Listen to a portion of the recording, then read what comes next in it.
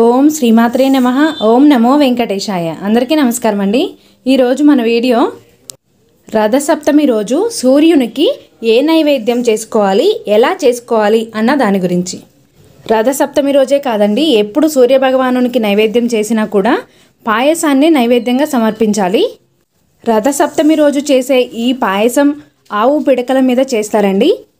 ధనుర్మాసంలో ఇంటి ముందు పెట్టిన గొబ్బెమ్మలతో పిడకలు తయారు చేసి ఆ పిడకల పైన నైవేద్యం తయారు చేస్తారు.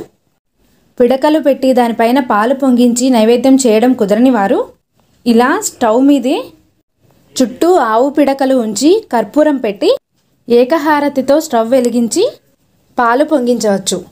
దీనికోసం ఆవు పాలు మాత్రమే వాడతారండి. అయితే ఈ నైవేద్యం కోసం బియ్యాన్ని కడగకూడదు.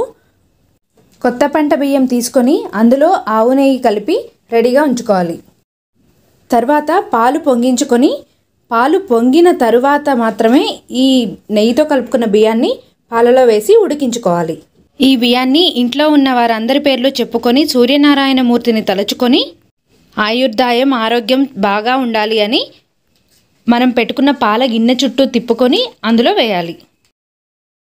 అయితే ఈ పాయసాన్ని కలపడం కోసం ఈ రోజున గరిటను వాడరండి, చెరుకు గడతో ఈ పాయసాన్ని కలుపుతారు. ఇక్కడ పాలు తూర్పు దిక్కుగా పొంగితే ఈ సంవత్సరం అంతా కూడా శుభం కలుగుతుంది అని చెప్తారు. ఈ పాయసం చక్కగా మెత్తగా ఉడకాలండి. సూర్యభగవానునికి పళ్ళు ఉండవు అని చెప్తారు, అందుకే పాయసాన్ని నైవేద్యంగా సమర్పిస్తారు.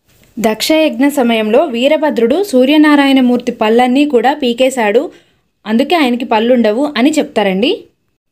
ఇలా మెత్తగా ఉడికిన అన్నంలో బెల్లం వేసి కలుపుకోవాలి. ఈ పాయసంలో యాలుకల పొడి కానీ డ్రై ఫ్రూట్స్ కానీ ఏవి కూడా వేయరు. ఇలా రెడీ చేసుకున్న పాయసాన్ని చిక్కుడు ఆకులలో పెట్టి సూర్యనారాయణునికి నివేదన చేస్తారు. మొదటిగా పాయసం గిన్నె దించిన వెంటనే అగ్నిదేవుడికి కొద్దిగా పాయసాన్ని నివేదన చేయాలి. అంటే స్టవ్ వెలిగించి అందులో మనం చేసుకున్న పాయసాన్ని కొంచెం వేయాలి. తర్వాత 7 చిక్కుడాకులలో ఈ నైవేద్యాన్ని సూర్యునికి నివేదన చేయాలి. ఇదండి ఈరోజు వీడియో. మరొక చక్కని వీడియోతో మళ్ళీ కలుద్దాం. నమస్తే.